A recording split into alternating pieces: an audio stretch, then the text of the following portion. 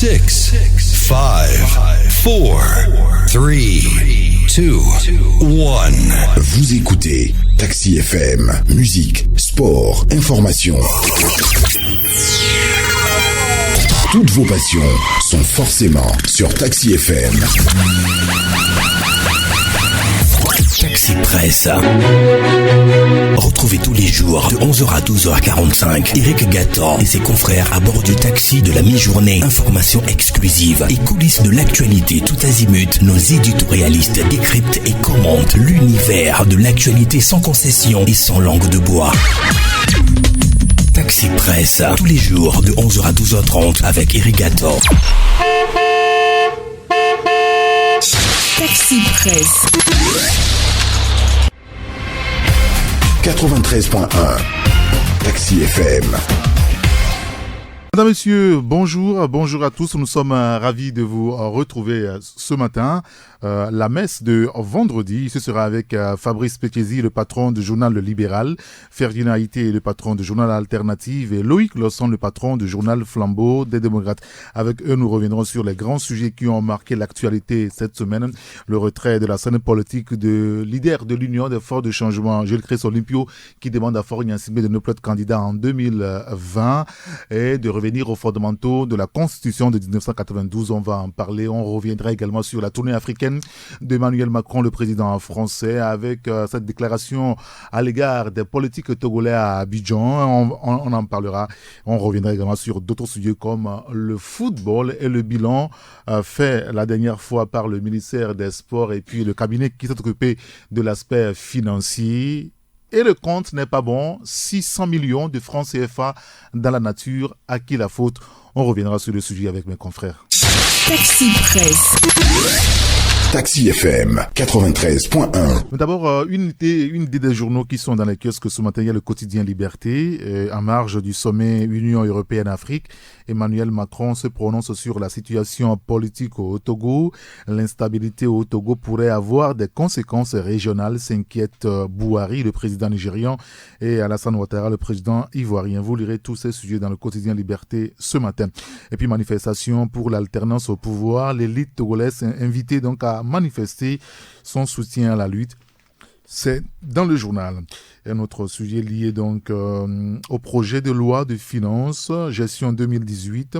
Trop d'écarts vicieux dans les participations financières de certaines sociétés. Les détails, c'est dans le quotidien Liberté ce matin. L'autre quotidien Forum de la semaine est aussi dans les kiosques. Crise politique au Togo et la candidature de Faure en 2020. Macron demande aux urnes de trancher pour permettre soit une confirmation démocratique, soit une alternance. Les détails, c'est à lire dans le journal.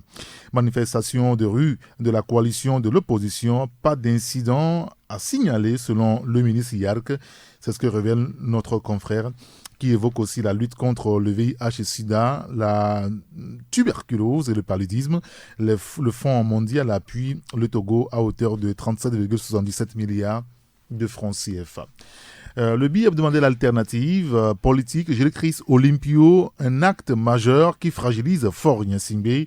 Vous lirez l'article dans le journal et cette précision. La mobilisation continue dans les urnes. Et la déclaration finale aussi de la campagne Tournons la page. L'avenir de la jeunesse africaine, c'est l'alternance démocratique. Vous lirez l'article dans le journal. Les factures impayées, le trésor public qui asphyxie les prestataires. Le confrère L'Alternative en parle. Et puis les comptes de la Cannes 2017 en vol d'édition en édition, conclut notre confrère L'Alternative. Togo Réveil est aussi dans les kiosques avec la crise togolaise en vue du sommet UA-UE. Le président Macron a dit non à l'opposition togolaise et a rejoint la position de l'Union africaine. En confidentiel, titre de journal, comment et pourquoi aucune autorité française n'a voulu recevoir Fabre à Tchadam et à Diamago à Paris. Le confrère revient sur le sujet. C'est à découvrir dans le journal Togo Réveil à la page 2.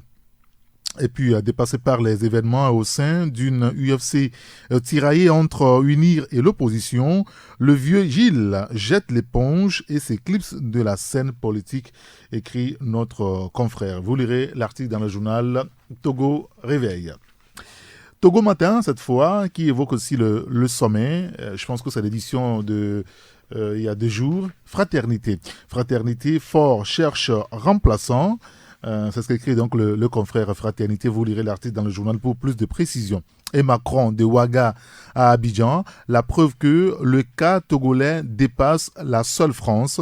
Vous lirez l'article pour plus de précision. Et le boycott du spectacle de Cogoligo, le journal le relève ce matin, la descente aux enfers d'un comédien bleu. Et puis la levée de siège sur Sokoré et libération de certains détenus quand le pouvoir traîne les pas pour le dialogue. C'est dans le journal Fraternité.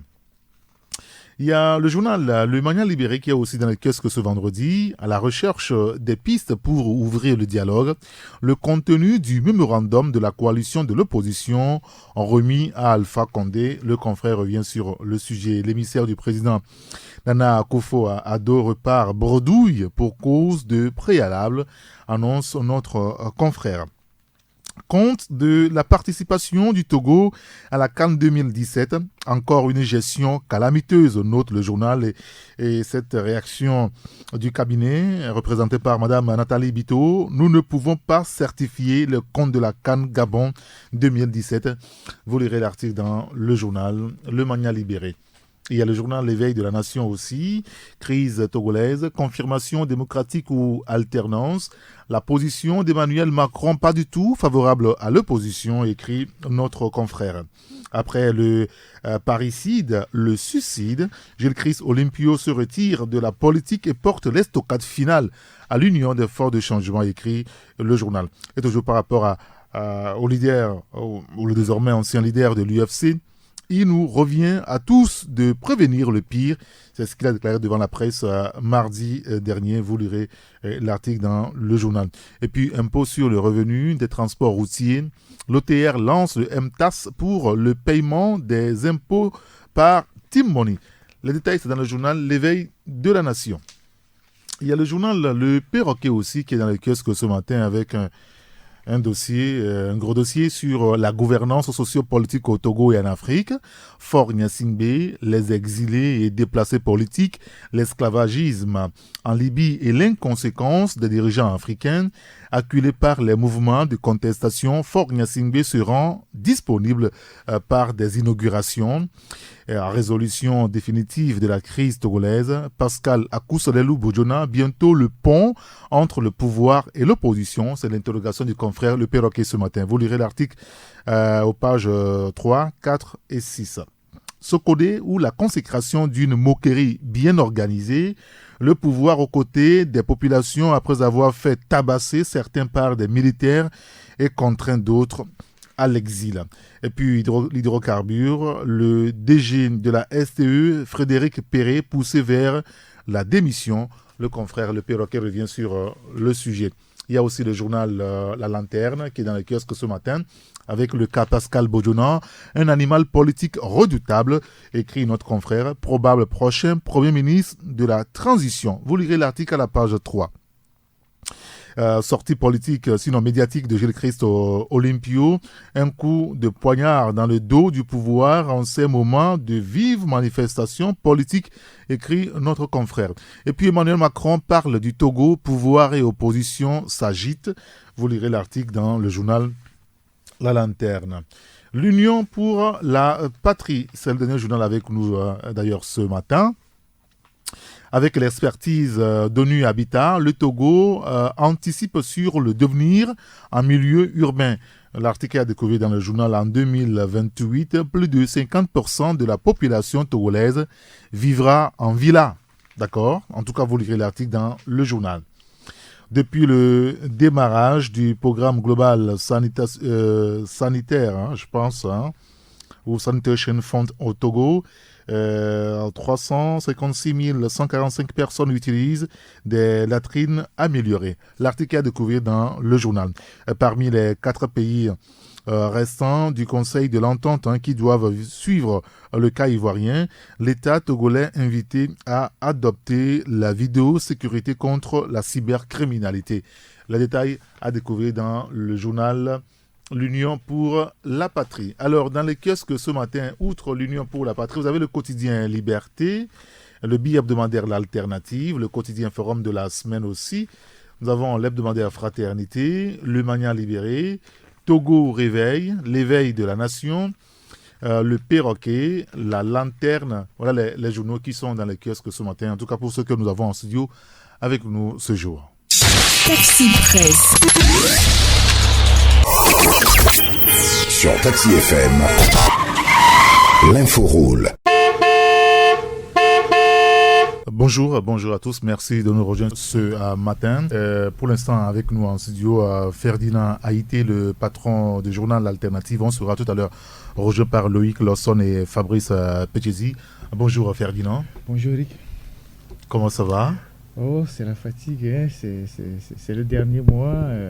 On commence le dernier mois et quand on arrive à cette période-là, mentalement, ça commence par être difficile. Bien sûr.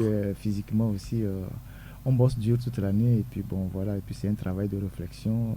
On commence pas à sentir la fatigue et surtout qu'on n'a pas de repos aussi, puisque les journalistes n'ont jamais de repos. Ils sont toujours là pour servir les auditeurs, servir les lecteurs. Et on commence véritablement par sentir la fatigue. Bon, vous avez encore 2 semaines. Dans 2 semaines aussi, vous irez en congé? Non, on va aller jusqu'à la fin de l'année parce que l'actualité est dense. Il y a le dialogue qui s'annonce. Il faut informer les gens. Et donc, voilà. Donc, vous n'allez pas... Il n'y a pas de raison à ce que arrêter le 22 décembre prochain. Non, d'accord, si très on bien. arrête là, les gens vont nous crier dessus. Bon, on espère que d'ici là, tout s'arrangera. Et nos hôpitaux qui maintiennent leurs difficultés aussi, on nous signale que ça ne s'améliore toujours pas dans les centres de santé. La presse, dans un passé récent, avait quand même dénoncé, y compris vous, l'Alternative, tout ce qui se passe dans nos centres de santé. Oui, on en parle tout le temps. On va continuer d'en parler parce que nos hôpitaux, ça va pas du tout. On ne comprend pas pourquoi les dirigeants, les responsables ne prennent pas la mesure de la situation. Tous les jours qui passent, les choses se dégradent, surtout quand vous allez aujourd'hui au CHU Tokoin. Un ami est allé hier nuit parce qu'il a eu un souci de santé. Il a failli laisser sa vie à cause des urgences. Il n'y a pratiquement rien aux urgences, il n'y a même pas d'anesthésie. Des gens... on a dû traiter les gens sans anesthésie. Vous imaginez ce que ça entraîne comme douleur et tout. Et ça, c'est dans le plus grand centre hospitalier de... Mais c'est le minimum quand même, l'anesthésie. Oui, c'est le minimum. Mais avant d'opérer, il faut anesthésier le malade, oui, mais le patient. Il n'y a rien. C'est quand même le plus grand centre hospitalier du Togo. Et quand on en parle, les gens pensent que on est contre X ou bien on est contre Y ou qu'on est contre le régime. On est tous victimes de ça. On a vu même les médecins qui ont laissé leur vie à un moment donné. Oui. Et donc, qu'on soit civil, journaliste, militaire et tout ça, dès que vous avez un souci de santé, vous allez au CHU.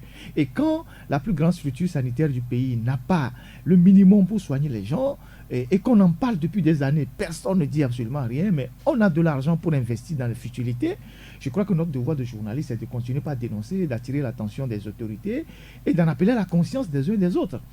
Les autres pays font des efforts et on essaie de construire des hôpitaux de renom dans les pays voisins où nous allons nous soigner. Je ne sais pas, convenablement, on est content d'aller là-bas. C'est vrai que parce qu'aujourd'hui, les habitants de Lomé, la plupart, maintenant, c'est du côté du Ghana, à Flaou, à Sogakope. Oui, c'est à Flaou, à Sogakope que les gens vont se soigner. Les gens vont jusqu'à Ho pour se soigner. Et tout le temps. Et c'est de l'argent pour ces pays-là. Oui. Parce que la santé a un coût. Les gens ne vont pas se soigner là-bas gratuitement. Les gens payent pour se soigner. Et donc, il faut qu'à un moment donné, les autorités arrêtent cette négligence-là des structures sanitaires. Si vous-même, vous ne mourrez pas aujourd'hui, quelqu'un de votre famille meurt dans cet hôpital et que vous êtes contraint le week-end d'aller à la veillée ou c'est pas à l'enterrement, de débloquer de l'argent pour soutenir les orphelins, les veuves et tout ça. Et donc, il est important que la question des hôpitaux soit réglée une fois pour de bon dans notre pays parce qu'on a de l'argent. Moi, je suis d'accord qu'on aille faire des prêts pour construire les hôpitaux plutôt qu'on aille faire des prêts pour acheter des gazelles, des hélicoptères qui ne serviront pas à grand-chose. Non, franchement, parce que le militaire même qui va conduire piloter l'hélicoptère a besoin d'être en bonne santé pour pouvoir piloter cet hélicoptère-là, où les enfants de ces militaires-là qui conduisent l'hélicoptère doivent aller se faire soigner dans un hôpital de référence. Oui, il n'y a pas longtemps quand même, le ministre de la Santé, même sur nos antennes, s'est félicité du projet de la contractualisation, l'idée là qui avait germé, qui suit son cours beaucoup plus dans les centres de santé de Blita et d'Atapamé. Il faut poser la question aux spécialistes. Ils vous diront que c'est une mauvaise approche. Ça marche à Atapamé, selon ce que le ministre nous a dit. C'est ce qu'il dit. C'est ce qu'ils disent. Au Togo, on dit toujours quand on ramène un truc de ce genre, on dit toujours ça marche jusqu'au jour où, bon, on voit les dégâts. On nous avait dit que l'OTS ou Gaperi, ça marchait jusqu'au jour où on a dit, bon, aujourd'hui, ça ne marche plus. Mais moi, je crois que on va toujours lancer un appel en direction des autorités. Il faut régler le problème des hôpitaux. C'est important. Vous avez vous avez quoi? Un chef d'État, un Premier ministre, ils ne vont même pas voir là où les gens se soignent. C'est pas normal. Ils ne rendent même pas visite dans ces centres-là pour voir dans quelles conditions les gens se soignent. Vous avez le Premier ministre qui est là dans son palais, tranquillement dans sa... à la primature. Bon, il a le temps pour recevoir les Miss Togo, tout ça. Il ne va même pas dans un hôpital pour voir comment les gens se soignent parce qu'il sait que, bon, le jour où il a un pépin, il prend le premier avion pour aller se soigner à Paris ou je ne sais pas où, aux États-Unis. Ce n'est pas normal. Je pense que les associations, les organisations de la société civile doivent intensifier les actions pour obliger les autorités. Oui, parce qu'elles aussi, on ne les voit que quand il s'agit des questions politiques. Oui. Il y a bien de sujets. Elle ne doit pas être seulement sur les questions politiques. Il y a aussi des questions sociales et des questions comme les questions de santé. Il faut que les associations de la société civile s'organisent pour que, bon, vous savez, depuis que le Maroc a voté une loi pour interdire à ses dirigeants d'aller se faire soigner à l'extérieur, les Marocains ont aujourd'hui les meilleurs hôpitaux. En Afrique subsaharienne aujourd'hui, on est obligé d'aller se faire soigner au Maroc. Y compris nos chefs d'État. Oui, les chefs d'État vont se soigner au Maroc. Si les gens ne vont pas en Israël ou en France, ils vont au Maroc. Donc il faut que la société civile développe des actions pour obliger les gouvernants à doter le pays de centres de santé ou d'hôpitaux de référence pour que les gens se soignent. C'est pas normal. Vous allez par exemple dans les régions septentrionales, à Kara, il faut aller faire le scanner à Djougou. Ah oui. Oui, il faut traverser la frontière pour aller faire le scanner au Bénin. Et le scanner de Kara ne marche pas. Il faut ramener les malades jusqu'à Lomé. Vous imaginez l'état de la route où il faut prendre un malade, le ramener à Lomé. Même le scanner à Lomé, ça le marche scanner pas à Lomé aussi ne marche pas. Donc vous voyez tout ça. Et donc c'est pas normal. Bien, très bien. Ben, écoutez, je pense que c'est un coup de gueule finalement. Ce matin, nos hôpitaux aussi sont en souffrance. Et ils ont aussi besoin qu'on court et être donc à s'achever finalement. Alors un autre sujet que je voudrais qu'on aborde très rapidement aussi, c'est par rapport donc au compte de la Coupe d'Afrique des Nations 2017. Cette semaine, le cabinet qui a en charge d'auditer les comptes tels que présentés par les responsables, c'est-à-dire le ministère des Sports et la Fédération togolaise de football, l'auditeur a présenté les comptes et on s'est rendu compte que à la fin, un peu plus de 600 millions de francs CFA ont disparu. En tout cas, il n'y a pas eu de traces de ces 600 millions de francs CFA. L'auditeur nous a dit qu'on a mobilisé un peu plus de 4 milliards, dont 3 milliards qui venaient de l'État togolais. Mais bon, dans l'exercice, on se rend compte qu'il y a 600 millions de francs CFA qui ont disparu. Et ce matin, vous dites, Ferdinand, on vole d'édition en édition. Un petit peu comme ce qui s'est passé la saison dernière, la dernière fois que le Togo a participé à une compétition. Ouais. Non, ça ne s'arrêtera pas tant qu'on ne va pas tant qu'on ne va pas punir les gens. Ça ne doit étonner personne. Dans un pays où on a détourné 26 milliards sur un chantier de route où on n'a arrêté personne, c'est pas 600 millions, la disparition de 600 millions qui va inquiéter qui que ce soit. Ça c'est même des larcins. C'est-à-dire que des gens qui volent des milliards, ça vaut rien. Ouais, 600 millions, c'est rien du tout. C'est une goutte d'eau dans la mer pour eux. Et la preuve, ils sont venus le dire gaillardement devant les médias que 600 millions ont disparu. Non, mais on demandait les comptes, ils ont juste les comptes. Mais ces mêmes personnes ont fait des surfacturations. Les gens ont commandé des chaussures, ils ont doublé les prix, ils ont commandé les vestes, ils ont triplé les prix. Les vestes même n'étaient pas convenables, mais tout ça. Oui, ça, on en a entendu parler. Dès que, des vestes bizarres. Oui, des vestes bizarres. Et des joueurs n'ont même pas pu porter ça 2 jours. Dès qu'on dit le Togo est qualifié pour la CAN, c'est un business. Vous voyez les gens qui se bagarrent pour rentrer dans les comités de mobilisation de fonds, comités d'organisation, comités des comptes. On a vu toute l'histoire d'Aoumé Zounou ici qui a dit personne ne gardera par devers lui un seul franc. Les gens l'ont poursuivi, même quand il n'était plus à la primature, les gens jouaient les bandes, tout ça pour que bon. Mais on a dû les contraindre finalement à rendre public quelque chose, mais qui était en deçà de la réalité. Aujourd'hui, on revient nous dire, ce sont les mêmes choses. On dit un demi-milliard a disparu. Plus d'un demi-milliard. Oui. Alors qu'on cherche 100 millions pour financer, je ne sais pas quoi dire, pour financer le championnat. Au moins, on cherche 100 ou 200 millions pour financer le championnat. Au moins, s'il y avait ce reliquat de 600 millions, on aurait pu défalquer 200 ou 300 millions pour donner aux équipes de première division pour que les gens jouent le championnat convenablement. Et donc, vous voyez que... Pourquoi pas équiper un hôpital? Équiper un hôpital ou bien même changer des vestiaires dans des stades ou construire quelques écoles. Mais voilà, 600 millions ont disparu. Certainement que quelqu'un a construit une villa dedans, quelqu'un a acheté une voiture dedans, quelqu'un a fait des voyages dedans et on n'arrêtera personne. L'année prochaine, quand le Togo sera encore qualifié pour la CAN au Cameroun, on mettra le même comité, vous retrouverez les mêmes individus, ils vont encore voler de l'argent et on reviendra vous dire l'argent a disparu et il n'y aura personne qui va rendre compte. Est-ce que c'est pas trop facile comme ça? C'est vrai que sur nos antennes, lorsque on réclamait à corps et à cri les comptes de l'autre compétition à laquelle le Togo a participé, et notre confrère... malheureusement, il n'est pas là ce matin pour souci de santé. Tchaniao Arimiaou disait que il faut voler. Quand on vous choisit, il faut voler. Parce que la certitude, c'est qu'il n'y aura rien du tout. Et il n'y a rien pratiquement. Il n'y a pratiquement rien. Et c'est ça le pays. C'est-à-dire que, on le dit tous les jours, les gens ne veulent pas comprendre. Depuis 2006 ou 2005 que ce régime est arrivé, on n'a jamais arrêté un voleur. Mais les scandales se suivent. Il y a ceux qui volent les milliards, il y a ceux qui volent les millions. Et bon, s'il y a encore un autre chiffre qui est au-dessus des milliards, il y a ceux qui en volent. Mais on n'arrête pratiquement personne. Les sociétés d'État ont fait faillite les unes après les autres. On n'a jamais situé de responsabilité. Au contraire, on recycle les voleurs, on les met un peu dans le réfrigérateur. Quelque temps après, quand les gens oublient, on les ressort. Et puis on refait leur promotion. Donc, quand c'est une culture de l'impunité généralisée, mais tout le monde prend de l'argent parce que les gens savent que bon, on ne leur fera absolument rien. Oui, c'est de ça qu'il s'agit. On vole d'édition en édition. Mais c'est de ça qu'il s'agit. Bon, on ne peut que constater les dégâts parce que celui qui doit frapper les gens pour que tout le monde soit discipliné, la personne ne fait absolument rien, ou la personne même a peur, ou la personne est aussi mêlée à d'autres choses. Vous imaginez, le Togo crée des structures pour faire plaisir aux Blancs ou pour souscrire à cette histoire de MCC. On a créé la commission anticorruption. Oui. Vous savez que depuis... C'est l'occasion. Vous savez que depuis 6 mois qu'on a créé cette commission, il n'y a pas de locaux. Ils ont loué une villa en face du stade de Kégué là-bas. Ils ont eu toutes les difficultés pour aller trouver une villa. Ça veut dire que tous les immeubles de l'administration qui sont là, on n'en a pas trouvé pour eux. Les gens sont allés voir les démarcheurs, ils ont cherché à lommer ici des villas. Ils ont trouvé une villa là-bas. Pour équiper la villa, aujourd'hui on vient, on achète un bic. Demain on vient, on achète une chaise. C'est-à-dire qu'il n'y a pas une volonté. Mais on a créé ça juste pour masquer.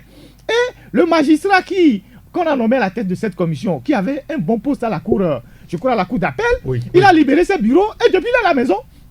Il travaille à la maison? Il est à la maison puisque la commission n'est pas fonctionnelle. C'est maintenant que bon, on essaie d'équiper la villa de structure. Donc ils vont prendre 2 ans ou 3 ans pour équiper la villa. Et après, ils vont dire, bon, on va prendre 4 ans pour chercher les voleurs. Alors que les voleurs sont sous nos yeux. Les voleurs sont sous nos yeux, oui, tout le monde les voit. Bonjour Loïc Lawson. Oui, bonjour Eric, bonjour Ferdinand et bonjour aux auditeurs. Merci de nous avoir rejoints. Ce sujet sur les comptes de la CAN, vous aussi, vous en avez parlé dans votre édition d'hier. Et vous aussi, vous avez une conclusion parfaite, hein, c'est moi qui le qualifie. Le compte n'est pas bon. Comme toujours, hein? Oui, c'est ça. C'est comme toujours. C'est le Togo et c'est comme ça. C'est l'impunité. C'est le prix de... Oui, est-ce que ce n'est pas facile comme ça? Non, oui, puisque dans le pays, on punit personne. Personne. On vole à ciel ouvert et tu es libre. C'est bien le contraire, c'est quand tu voles même quand tu fais ta promotion. C'est quand tu fais des dégâts et que tu te la prescris quand tu fais ta promotion. Imagine-toi qu'un des collaborateurs, pas témoin du président de la République, me disait l'autre fois, la presse peut écrire n'importe quoi, le président vous ne le connaissez pas. Plus vous parlez mal de quelqu'un, plus lui il fait sa promotion. Incroyable. J'ai dit, il y a 2 jours, je n'en revenais pas. Que plus, vous n'avez pas remarqué que je voyage de plus en plus? Ah mais oui, parce que vous parlez mal de moi.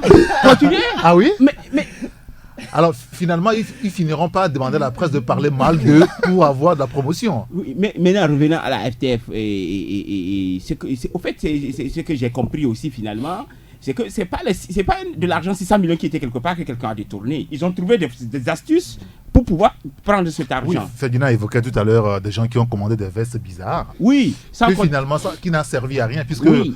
Pas plus que le coach et certains qui ont porté, les joueurs n'ont pas porté parce que c'est trop large. Voilà, bon voilà, ça c'est un cas. Il y a l'autre cas aussi, c'est qu'il y a des dépenses que le gouvernement a déjà prises en charge qui se sont encore retrouvées faites. Ouais. Dans l'audit. Ouais. Le gouvernement a déjà pris en charge certaines dépenses, mais on dit encore qu'on a fait ces dépenses. Il y a un autre cas qui était encore flagrant, mais d'après ce que j'ai appris, et je ne sais pas comment ils appellent ça, l'ostéopathe ou bien le kiné. Ou oui, comment on appelle. oui. Voilà. À chaque match, on paie des médicaments pour les joueurs. Et l'auditeur dit, mais le médicament finit à tous les matchs, c'est-à-dire si on fait match tout de suite, le médicament finit, et on dit demain encore on paye un autre, la même quantité. La même quantité de médicaments. Ah, mais attends. Oui, c'est-à-dire on a prévu. C'est quoi ça? Mais oui, c'est la réalité de l'auditeur. Approche l'auditeur, tu vas voir. Moi, je me suis un peu approché du cabinet, j'ai compris ce qui s'est passé. Et ça, c'est le cas, par exemple, pour les trucs des médicaments. Pour le transport, n'en parlons pas. Ouais. Ils ont exagérément doublé pour le transport. L'État était censé prendre 180 personnes. L'État a signé pour prendre 180 personnes, journalistes, tout ça. Supporters, tout ça. Supporters, 180 personnes avec leur manger. Au finish, et ils se sont arrangés aussi pour envoyer le ministre très loin.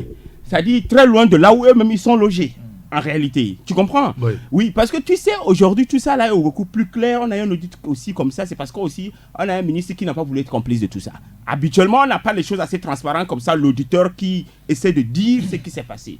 On l'envoie très loin. Alors lui aussi, il fait l'effort de débarquer et il constate que, mais attends, il y a énormément de personnes qui sont autour de la table. Mais tout ça là, c'est le Togo. On lui fait comprendre et que c'est les Togolaises aussi, ils ont fait l'effort d'être là, et on ne peut pas les laisser, on a pris en charge leur hôtel, on a pris en charge leur manger. Et le ministre, est-ce que c'est les Togolaises qui peut les renvoyer? Non, tout ça là, on a trouvé des formules pour surfacturer. Le transport était pris en charge. Pour une petite anecdote, il y a une anecdote, je crois, et le transport inter... Oui. Était pris en charge, mais au finish, vers la fin, il y a des sociétés qui se sont présentées ou des personnes avec des factures de 6 millions par là, 9 millions par là, pour dire qu'il faut qu'on les paie, alors qu'ils n'ont aucun contrat, c'est-à-dire le gouvernement n'a pris aucun engagement avec eux. Vous voyez un peu, il y a eu trop d'amalgame, trop d'anomalies. Alors ce qui est apparu un petit peu bizarre aussi l'autre fois lorsqu'on faisait les comptes, c'est le président de la fédération, Guy Apovi, qui s'est complètement lavé les mains. Il a dit au niveau de la fédération, ils n'ont géré aucun sou. C'est le comptable du ministère qui paye à chaque fois. On dit, il y a ceci, c'est le paiement est effectué directement par le comptable du ministère des Sports. Oui, mais attends. Je crois qu'il faut interpeller tous ces gens-là. À un moment donné, il faut arrêter cette complaisance-là. Il faut interpeller tous ces gens. Aujourd'hui, quand on prend un petit... C'est-à-dire que le procureur peut surtout... Non, il faut laisser cette histoire de procureur. Il faut arrêter les gens. Il faut une volonté politique. Qui arrête alors? Il faut une volonté politique pour mettre de l'ordre dans tout ça. On prend le petit voleur de portable à Décon, on le fout en prison 3 mois ou 4 mois. Les gens volent des milliards, ils circulent, ils embêtent les gens et personne ne leur dit absolument rien. Parce que cet argent, c'est l'argent du contribuable. On venait de faire une analyse élémentaire. Si on avait ces reliquats de 600 millions, on aurait pu équiper des choses. On aurait pu au moins éviter de débloquer encore de l'argent aujourd'hui pour donner aux équipes de jouer le championnat. On aurait pu leur donner cet argent. Donc, on ne peut pas continuer à demander des efforts aux populations, aux contribuables. On augmente même les prix des ciments, tout ça. Les gens payent des choses chères pour financer l'équipe nationale et derrière, certains s'en mettent plein les poches. C'est pas normal. On ne peut pas continuer à faire les poches aux Togolais et que d'autres derrière détournent de l'argent. Non, c'est pas normal. Il faut punir les gens. Guy Apovi évoque le cas du stage à Sali. Ils n'en sont pas mêlés. Non, ça va être, c'est trop bizarre. Regarde un peu par exemple il y a normalement, c'est vous qui êtes spécialiste de football, quand il y a une qualification, après il y a la CAF ou truc qui envoie de l'argent. Oui.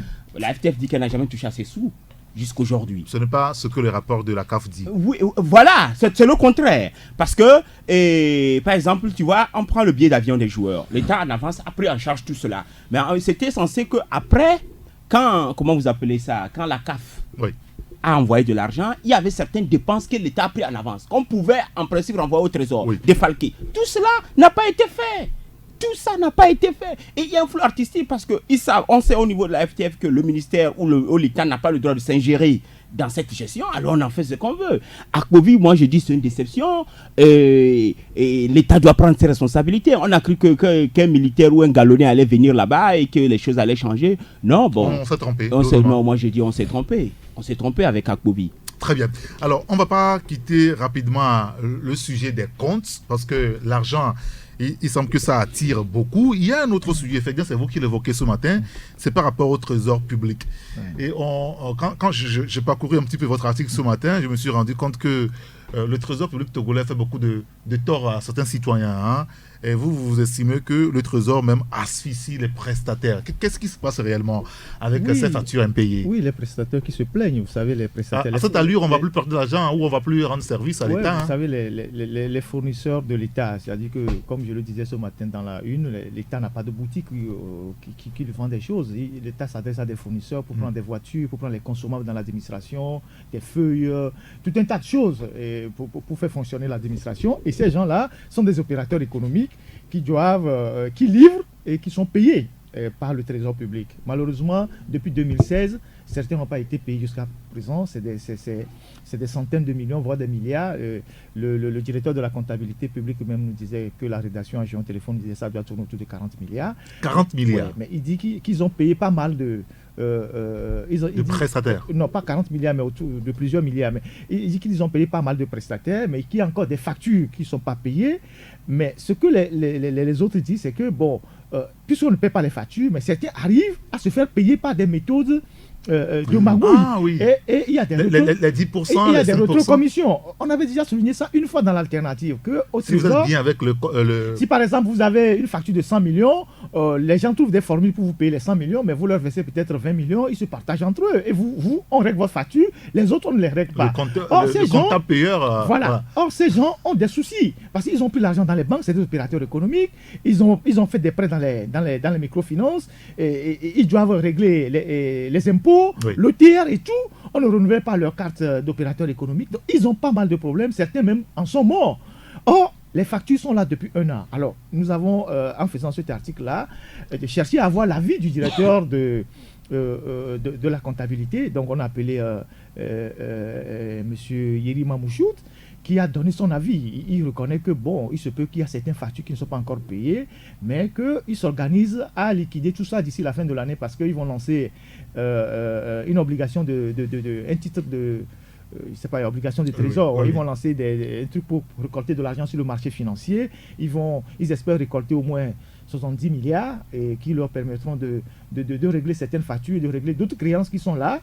Mais sur le plan les prestataires ont peur aussi qu'on reverse leurs factures dans la dette intérieure. Il dit non, quand ça ne sera pas reversé dans la dette intérieure, ils vont régler ça.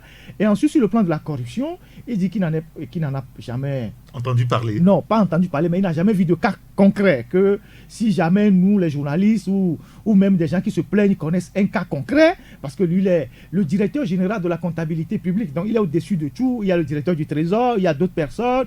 Et donc, il y a plusieurs secteurs là-bas. Il se peut que des gens se comportent de cette manière-là, de le signaler même sous couvert de l'anonymat, parce que souvent, ces gens d'informations ne font pas honneur au Trésor public. Bon, il a été tellement rigoureux, il a dit non, qu'ils ne tolèrent pas ce genre de choses dans leur service. Si jamais on apprend des choses comme ça, de les informer. Donc, nous, on a tenu à relever tout ça pour dire il faut que l'État paie ses factures pour que les opérateurs aussi puissent tourner leur entreprise. Parce que tant que les opérateurs ne tournent pas leur entreprise, c'est un personnel qui est là, c'est des charges, et des gens vont fermer leur entreprise, et c'est l'économie qui prend un coup. Donc je pense que l'État doit faire un effort d'être vraiment crédible vis-à-vis de ses fournisseurs. C'est ces créanciers. Loïc? Bon, je crois que c'est un sujet assez important. On connaît tout ça. Les noms qui sont évoqués pour les rétrocommissions, c'est les comptables payeurs.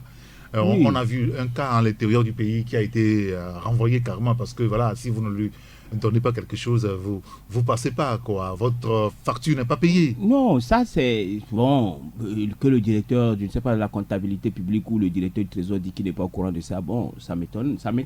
Je le comprends, je le dédouane, mais c'est déjà bien pour qu'il ait accepté de répondre à la presse. Ouais. C'est déjà, nous le félicitons déjà pour cela. J'espère qu'après il n'aura pas de soucis. Maintenant, maintenant la réalité, c'est celle-là. C'est vrai que les entreprises ont de la peine à rentrer dans leurs fonds. Tu rentres dans tes fonds quand tu sais maniérer, comme disent les Ivoiriens. Ouais, quand tu peux gérer les gens après, tu peux rentrer dans tes fonds. Quand tu fais des promesses par-ci, par-là, tu peux rentrer dans tes fonds. Ça existe. Et c'est pas seulement au niveau du Trésor, parfois même dans nos entreprises. Moi, j'ai vu au Trésor, devant moi, j'ai vu une scène qui m'a un jour choqué. Et quand le monsieur est venu pour prendre son argent, mais le payeur a défalqué de force pour lui remettre. En même temps. Il a défalqué sa part. J'ai dit, c'est pas. Je connais le guichet, la caisse où ça s'est passé. Le monsieur. Et il me dit, regarde comment on lui a fait. On l'a défalqué de force. Il a coupé. Ah oui.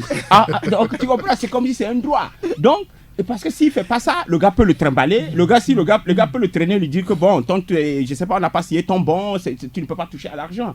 Et c'est aussi ça, les réalités de nos comment vous appelez là, de nos services publics. Ça existe partout. Et c'est pas seulement, c'est le problème, c'est un peu le problème, ça a amené un peu le problème de la corruption. Et c'est comme ça partout. Partout. Si tu vas dans le monde des BTP, tu verras comment on paye les gens. Ceux qui ont leur dette, c'est comment tu fais, qu'est-ce qu'il faut négocier, qu'est-ce qu'il faut donner. Finalement, la lutte annoncée et peut-être engagée contre la corruption, elle est vaine. Bon, elle n'est pas vaine. Il y a les efforts qui sont faits, on le reconnaît, mais c'est juste une goutte d'eau dans la vague. Parce que le problème, parce que les gens souffrent. Les gens n'ont pas de moyens. Tu comprends?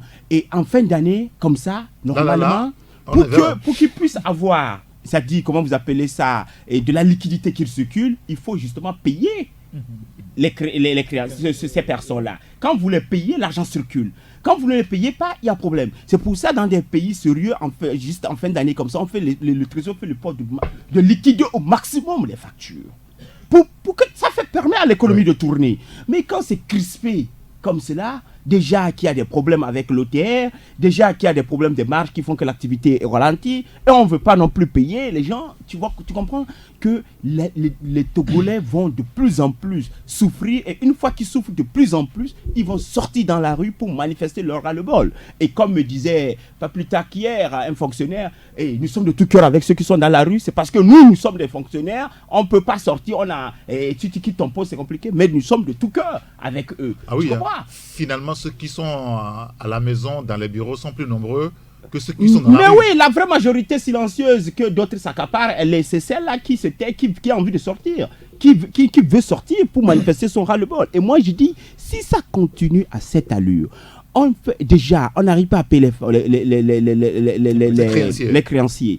Bientôt, nous apprenons que d'ici 2-3 mois, si cette crise, et je crois que c'est pour ça que le mouvement s'est attardé pour aller au dialogue, persiste, ils auront de la peine à payer les fonctionnaires. Ah oui, c'est là où je voudrais rebondir, parce qu'on nous signale aussi que il se peut que très très très prochainement, le Trésor public ne soit plus capable on de va pas le gérer souhaiter. Les fonctionnaires. Oui, non, ça serait grave. Ça serait grave. Oui, on ne va pas le souhaiter, puisque Vernat nous disait tantôt que bientôt l'État va lancer, comment vous appelez ça, c'est pour payer les créanciers. Bon, peut-être aussi et un peu les fonctionnaires, parce que depuis 3 mois, je te dis, approche un peu les gens au niveau du Trésor, ou un peu, je ne sais pas, dans les banques, tu apprendras que, mais non, l'économie a pris un coup sérieux.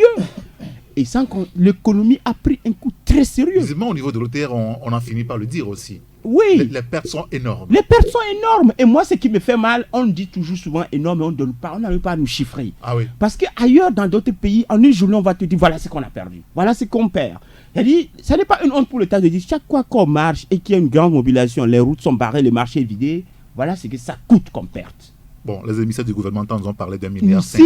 Oui, d'1 milliard. Il faut que des privés aussi, des économistes, ceux qui disent enseignants-chercheurs, économistes, machin, au moins qui cherchent ça, à défaut de faire des grandes recherches, au moins qu'ils puissent nous trouver ces petits chiffres-là. Oui. Nous dire, voilà ce qu'on perd, voilà ce qu'on gagne. Ferdinand, l'État peut être en station de paiement. C'est en cela que la crise politique interpelle tout le monde. C'est-à-dire que ceux qui sont derrière pour dire que nous, ça ne nous concerne pas, nous on est dans le privé, on est dans nos bureaux, on est dans les assurances, la crise interpelle tout le monde.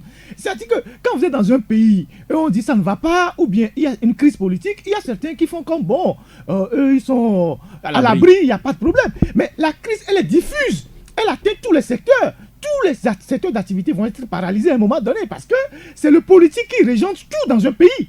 C'est le politique qui régente tout dans un pays. Donc les gens doivent comprendre qu'aujourd'hui, l'OTR est en train de demander carrément pardon à certains opérateurs économiques pour pouvoir rentrer. Oui, pour pouvoir rentrer dans certains fonds. Le recouvrement ?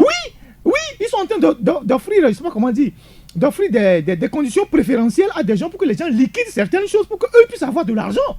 Moi, je connais des opérateurs économiques qui m'ont dit, mais des gens se sont retrouvés dans son bureau, le suppliant carrément d'accepter un certain nombre d'abattements sur certains produits pour que l'OTR puisse rentrer dans ses fonds. Donc, il y a une situation difficile qui est là. Mais quand on parle de politique, vous voyez le gars, il dit, oh, moi je ne suis pas dans vos affaires politiques, hein. Moi je suis dans l'assurance, moi je suis dans l'homme d'affaires, moi je suis ceci, ça ne me regarde pas. Mais la politique, ça concerne tout le monde, parce que c'est le politique qui détermine tout. C'est le politique qui détermine tout. Donc, voilà. Là, non, on ne peut pas le nier. La preuve, tu sais que le Premier ministre a dû recevoir les hommes d'affaires. Les hommes d'affaires. Les hommes d'affaires. Oui, les opérateurs économiques. Parce que l'impact est là. J'ai l'habitude de te dire ici, Humbo a toujours dit que les marches ont toujours été un problème pour notre pays. Elles ont toujours agi sur l'économie du pays. Et à ceux qui ont l'habitude de dire que ça ne faisait rien marcher, et ça n'a... Non, ils se trompent. Non, ça on le disait avant l'entrée en scène de Tikpi Atedam. Oui, mais bon, maintenant je crois que tout le monde a compris que les marches créent des dégâts. Et comme dit Ferdinand, le problème politique concerne tout le monde. On est tous concernés. Médecins, fonctionnaires, je ne sais quoi, et tu es dans le privé, on est tous... Parce que quand tu es dans le privé, même si tu es bien payé, tu n'as pas de soucis. À un moment, quand l'entreprise aura des soucis, on va parler de compression. Si tu ne sais pas faire, tu feras partie des dégâts collatéraux. Oui, bien et sûr. tout ça. Donc, c'est pour ça qu'on doit tous œuvrer à ce que les choses aillent dans le bon sens. Pas forcément en allant dans la rue ou bien en allant marcher ou tout cas. Mais il y a d'autres manières de parler et de dire, écoutez, arranger pour que les choses aillent bien. Tu sais, ailleurs, les gens me disent, certains, j'ai rencontré des gens qui me disent, nous, on est des fonctionnaires, on ne peut pas aller à la marche, nous, on est... Ailleurs, non. Tu sais, ailleurs, en Égypte, par exemple, c'est à la fin de journée, en fin de journée, c'est-à-dire autour de 17h30, 18h, à l'époque de la Révolution, qu'il y a plus de monde. Oui, parce que quand les fonctionnaires quittaient le bureau, les gens quittaient l'entreprise, ils rejoignent voilà, et ça faisait, la foule grandissait. Tu comprends, non? C'est pour dire que c'est... Pour ceux qui disent, bon, on a peur pour notre... Je comprends aussi, parce que tu ne vas pas au boulot, on va oui, on le marque. On marque, on dit tu n'es pas allé au boulot et puis tu peux perdre ton poste. C'est aussi ça le Togo et c'est un peu compliqué. C'est le seul pays au monde où tu ne vois pas le patronat qui peut approcher librement. Ou se positionner. Non, pas se positionner. Peut approcher librement les gens de tous les bords en disant aujourd'hui, nous le patronat, on veut rencontrer la classe politique de l'opposition pour savoir quels sont d'abord, on peut faire une journée d'échange. Non.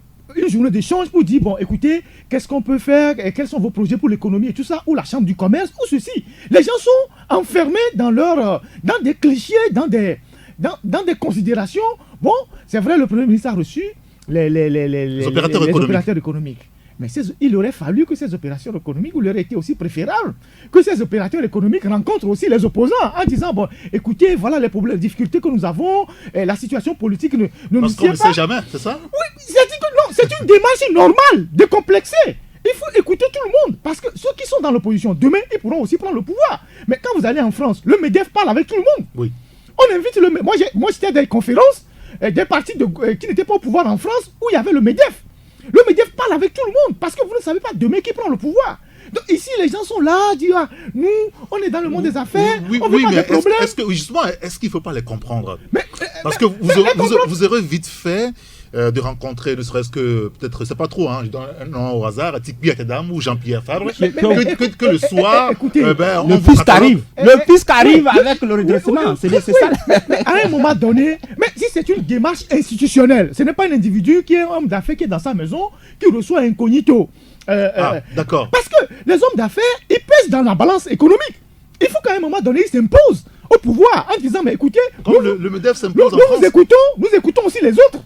Oui, mais parce que l'action des autres aussi crée des préjudices à nous. Ferdinand, attention. Quand les opérateurs économiques vont voir le Premier ministre pour dire que bon, les marcheurs perturbent leurs activités. Non, s'ils ne vont pas parler avec les marcheurs, ils règlent le problème comment? Non, Ferdinand. Ceux qui agissent sur le truc, c'est l'opposition, ce n'est pas le Ils règlent le problème comment? Il faut écouter tout le monde. Et à un moment donné, faire des propositions de perspectives de sortie de crise. En disant, nous les économistes, ou bien nous, les hommes d'affaires, voilà les dégâts que cette crise est en train de peser sur nous. Nous voudrons qu'une action urgente soit menée pour qu'on sorte de la crise, pour que l'économie reprenne. Non, je comprends Ferdinand, mais il faut jamais un bémol parce que tu sais, vous le relativisez. Il y a plusieurs manières de le faire. D'abord, le Togo n'est pas la France. Le Togo n'est pas une grande démocratie. On sait qu'on a énormément de problèmes. Il y a des pays africains qui le font. Oui, on a beaucoup de problèmes. Mais tu sais, tu es d'accord avec moi que pour nous, c'est compliqué. Quand toi, tu écris, quand tu attaques, tu connais toutes les difficultés que tu as. Les moyens de coercition, pour que tu n'aies même pas de publicité, tu les connais. Alors, quand tu es homme d'affaires, c'est plus compliqué. Mais les hommes d'affaires, quand tu les approches, moi, je comprends leur démarche. Quand tu les approches, c'est que demain, si c'est Tikpi Atedam qui est au pouvoir, ils feront la même chose. Tu comprends un peu? Un petit peu d'hypocrisie. Voilà. Tout de suite, Tipeee ou je ne sais pas, Fab ou quelqu'un prend le pouvoir, tu vas voir comment ils vont se rallier. Le soir même, dans la même soirée, ils vont dire, ah ben voilà, nous on a voulu toujours être avec vous, mais voilà, tu verras. Et c'est comme ça quand demain ça va changer le camp. Et c'est des hommes d'affaires, ils vont selon leurs intérêts. Maintenant, l'autre démarche, ils sont partis voir le Premier ministre. Peut-être, comme ils ne peuvent pas aller voir l'opposition, ils vont dire au Premier ministre, et que ça va être mal interprété avec l'opposition, monsieur le Premier ministre, s'il vous plaît, trouvez un moyen pour régler le problème de l'opposition. Parce que nous, les marches agissent sur nous, écoutez leurs revendications. C'est aussi une stratégie. Donc, ils n'ont pas forcément besoin, de manière, comme il a dit, plus formelle, de rencontrer l'opposition. Ça se fait ailleurs. Mais reconnaissons que chez nous, c'est plus compliqué. Toi, ici, il t'a fallu juste recevoir Tipeee Tchadam à l'antenne. Après, ta direction et ta réunion, on sait ce qui s'est passé, même si vous n'avez jamais voulu le dire. C'est comme ça. Le Togo aussi est comme ça et on ne peut rien.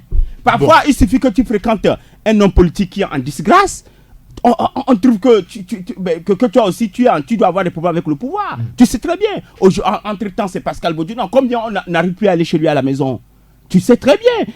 Pachanya Simbe ou je ne sais qui encore. C'est comme ça le Togo est. Aujourd'hui, quand tu es au-dessus, tout le monde est avec toi. Il suffit que tu descendes, puisque c'est un peu comme ça que fonctionnent les États un peu durs.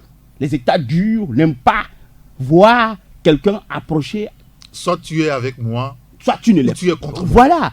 Tu ne dois pas avoir des ambitions. Quand c'est un État dur, c'est comme ça. C'est pour ça que je dis souvent aux gens, Macron sera au Togo dans 1000 ans, il ne sera pas président. Et parlons de Macron justement, parce que le jeune président français était en Afrique cette semaine. Il a fait un tour d'abord au Burkina Faso, à Ouagadougou. Il a parlé avec un peu plus de 800 étudiants burkinabés. Ça a été chaud puisqu'il a voulu parler avec les étudiants burkinabés, questions-réponses, tout a été improvisé. On a vu, sérieux, comment est-ce que vous l'avez apprécié?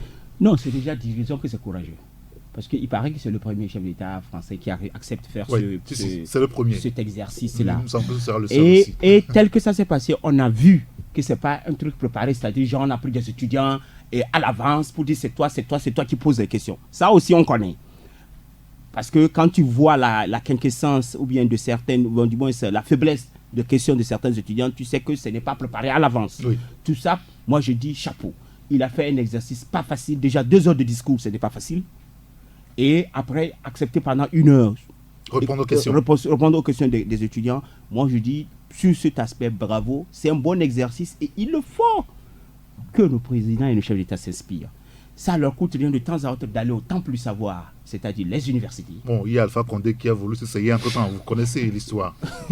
Non, lui, ce qui s'est passé, je crois que tout s'est bien passé jusqu'à ce qu'on parle de la promesse des tablettes.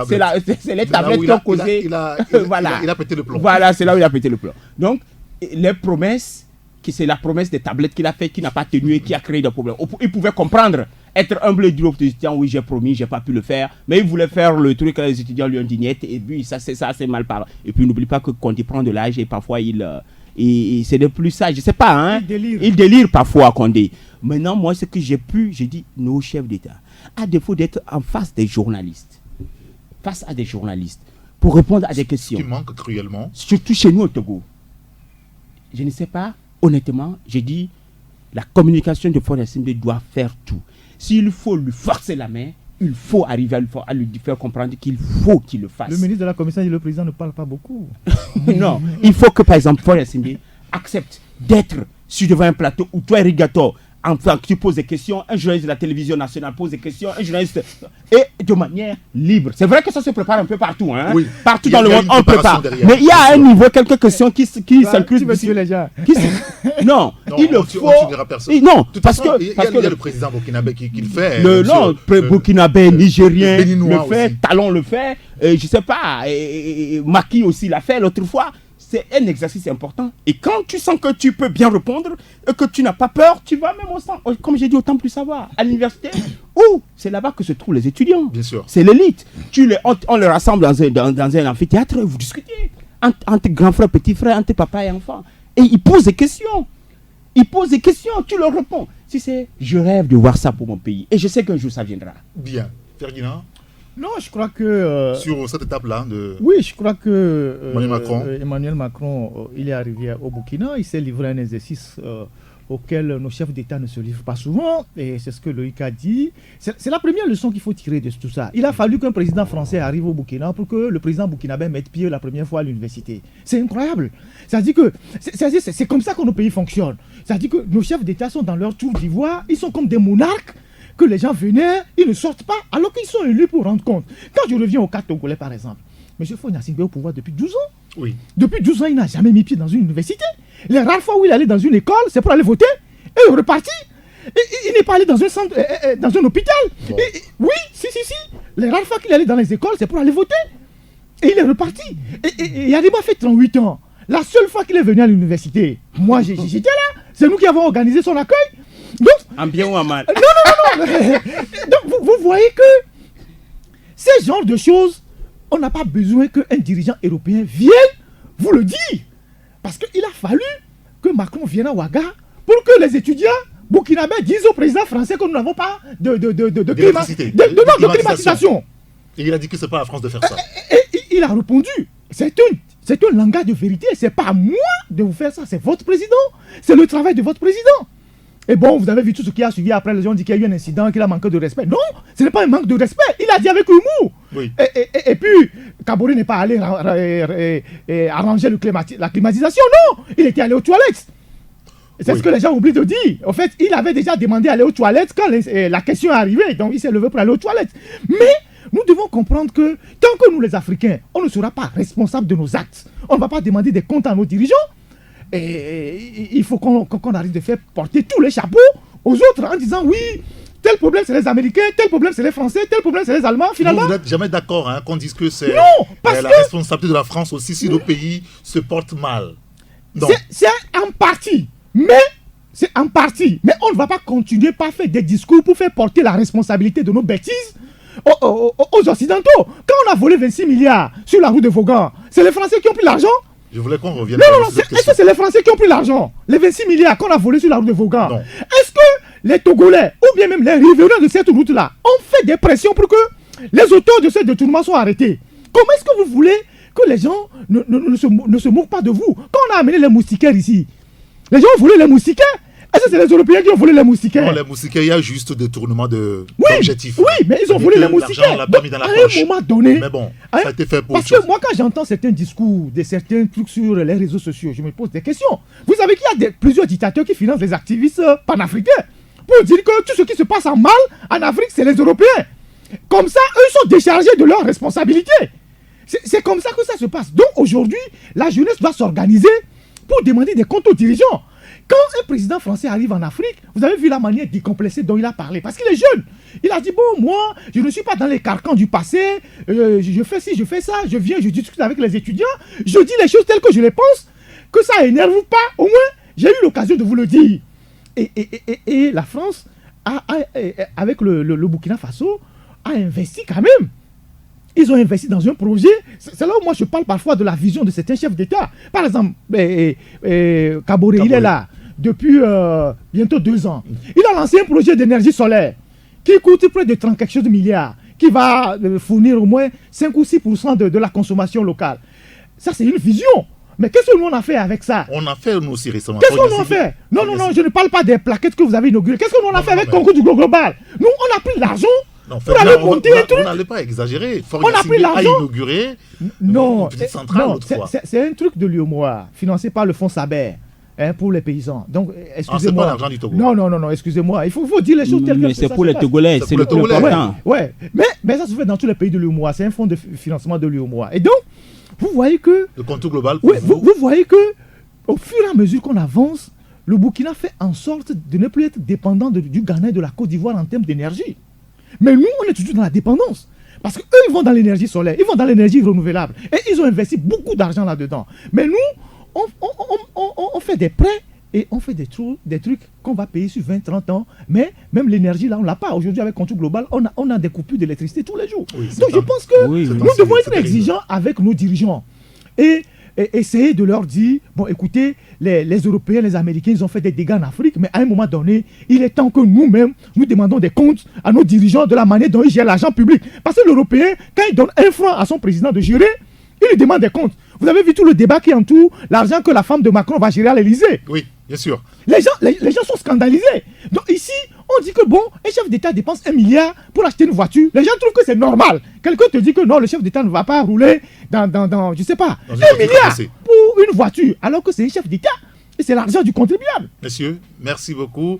Nous allons marquer une petite pause juste derrière. On se retrouve pour la seconde partie de Taxi Presse. Taxi FM.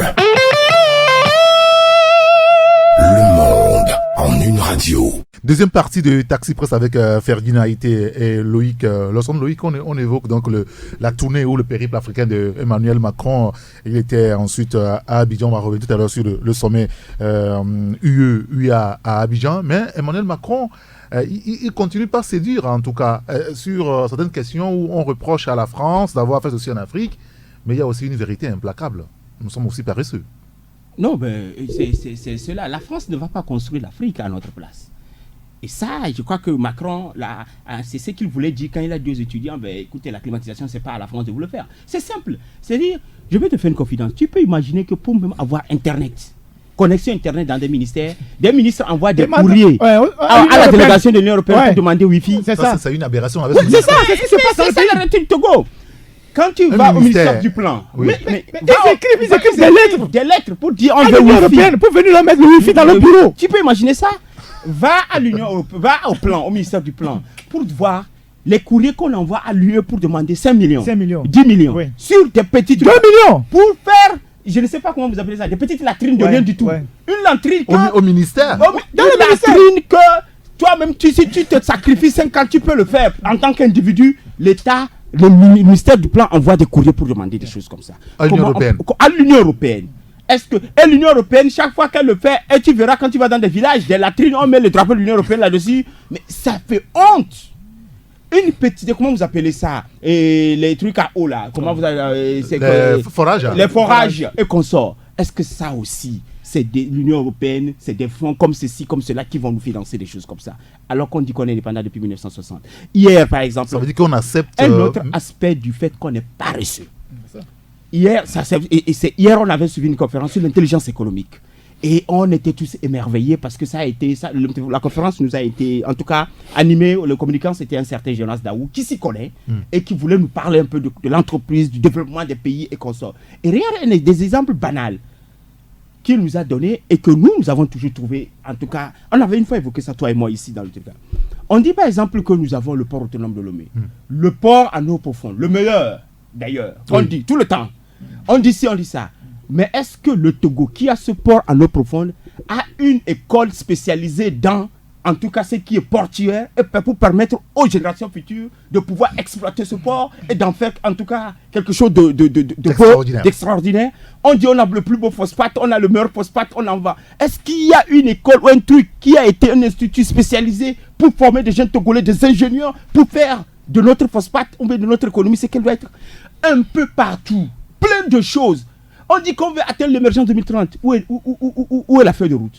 Bon, ça, est-ce qu'on en parle encore? Mais oui, on a le sentiment qu'Akoun est parti avec... non, on l'avait écrit ça, on nous a appelé au ministère du Plan pour nous dire non, que le projet y est toujours, c'est qu'on ne communique pas là-dessus. Bon, mais d'accord. on en est où, ils en sont où?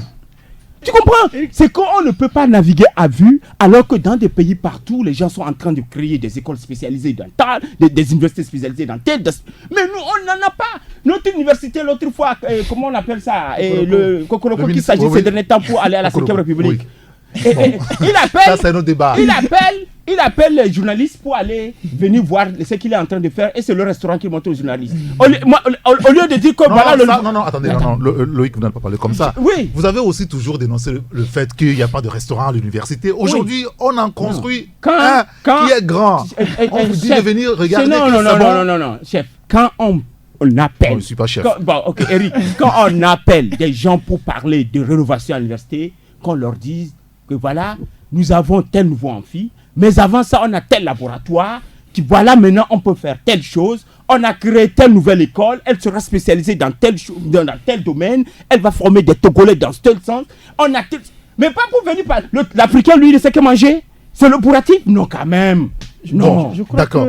Ça, que c'est votre avis aussi sur le sujet. Je Ferdinand crois Haïté. Il y a beaucoup de pays africains qui font des efforts, et il faut les louer, Oui. et qui ont compris que l'enjeu, c'est demain. C'est l'éducation. Par exemple, quand Macron passe au Ghana, les gens se disent, bon, il est venu au Ghana, on parle de francophonie. Non, parce que le Ghana a une économie aujourd'hui. Qui intéresse. Oui, dans quelques années, le Ghana va passer à une croissance à 2 chiffres. Et le Ghana offre un grand marché qui intéresse tous les partenaires. Par exemple, ils ont le pétrole, ils ont lancé un satellite, et ils ont eu même l'autorisation aujourd'hui de l'Agence internationale de l'énergie atomique pour créer une centrale, Pour l'énergie. Oui, pour l'énergie atomique. Et les Russes, Rastom, sont sur le marché aujourd'hui. La France aussi veut avoir ce marché avec Areva. Et donc, les gens sont en train d'évoluer. Pendant ce temps, nous, on fait quoi? On est là, on dit, on accuse les autres. On dit, oui, les autres ne font rien. Les défis que les Européens ont réglés, premièrement, Américains, Européens, c'est d'abord le défi de l'alimentation et le défi de la santé. Aujourd'hui, est-ce que les gens mangent bien dans nos pays? Est-ce que les gens se soignent bien dans nos pays? Pourquoi les gens ne mangent pas bien? Pourquoi les gens ne se soignent pas bien alors qu'il y a des terres à ne pas finir sur tout l'ensemble du territoire? Est-ce que ces problèmes sont réglés? Les problèmes d'eau sont-ils réglés? Alors, on ne peut pas rester là tout le temps à dire oui, c'est les autres qui font qu'on est en retard alors que nous-mêmes, on ne travaille pas. C'est clair. Tantôt, je disais, mais est-ce que dans nos pays, vous avez des écoles d'intelligence économique? Non. Vous avez des écoles de géostratégie? Non. Vous avez des écoles de je ne sais pas, politique? Militaire. Est-ce que vous avez des écoles militaires? Non. Vous avez les Européens, quand ils sont sur les grandes chaînes, quand il y a une crise, on invite les généraux à la retraite qui sont dans les grandes institutions de recherche pour venir donner leur avis. Nos généraux qui sont à la retraite, ils sont où? Ils sont même pas Ils parler. donnent des cours dans les écoles. Ils sont au village en train de cultiver. Et donc, vous ne pouvez pas, à ce rythme-là, vouloir concurrencer des gens qui aujourd'hui ont atteint un niveau supérieur et qui sont ailleurs. J'entends des gens qui disent oui, pourquoi on laisse un président français jeune venir parler à nos chefs d'État? Écoutez, ces gens-là souffrent d'une culture politique et historique. Non, Une fois que... Non, attends, je vous explique. Vous savez à quel âge la reine d'Angleterre a été intronisée? Oui. Une fois qu'elle a été intronisée, tout le monde entier était sous ses pieds. Parce que c'est le pays qu'elle incarne. C'est comme ça. Mais Ce en n'est pas Afrique, la dans personne. notre tradition aussi, c'est ça. Oui. Vous savez à quel âge le roi, le pharaon Toutankhamon est mort? Le plus célèbre Oui. du monde entier. Il était jeune. Donc, ce n'est pas une question de jeune. À partir du moment où, C'est le dans chef. votre constitution, on dit à 25 ans, vous pouvez être présidentiable. Si les États-Unis choisissent un jeune de 25 ans comme président, C'est il est lui. le chef. Il est... Vous avez vu ce qui se passe en Arabie Saoudite avec le prince? Oui. Il a à peine 35 ans. 35 mais ans. tout le monde est à ses pieds. Et il fait la Vous purge. voyez ce qui se passe en Corée du Nord avec le petit bout d'homme là qui appuie sur le bouton et tout le monde a peur. C'est parce qu'il incarne une puissance. Non, ce n'est pas une question d'âge. C'est une question de responsabilité et de la puissance du pays que tu incarnes. Oui, parce qu'on estime que Macron pour manque de finir. respect au président Non, africain. il n'en a pas manqué. Pour finir, je mettrai l'accent sur l'éducation. Encore et encore. L'éducation. Oui, parce que tu sais, quand pour arriver à ces niveaux, il faut avoir un peuple éduqué. Il faut avoir des jeunes bien formés, qui ont de l'intelligence, qui savent ce qu'il faut. Regarde un autre parallèle que je vais te faire. Oui, allez-y. Quand des gens n'ont pas étudié, excuse-moi, même chez eux, ils n'ont pas étudié. Regarde, l'enfant qui étudie au Togo, qui fait ses études universitaires au Togo, considérant qu'il y a toutes les infrastructures, quand il va sortir comme élite demain, il connaît le Togo et les problèmes du Togo. Il réfléchit autrement. Autrement, pour régler le problème du Togo. Et le même Togolais, qui lui, c'est parce que ses parents ont les moyens, il étudie en France. Ça veut dire qu'il n'a pas jamais étudié la géographie du Togo. Écoute bien, enfant, grandit jusqu'en France, avoir le diplôme et revenir. Quand tu vas le mettre en poste, il fera les choses, ça ne va pas marcher, vous allez être étonné parce qu'il ne maîtrise pas la réalité Du terrain. C'est un truc assez important. C'est pour ça qu'on doit avoir une éducation bien.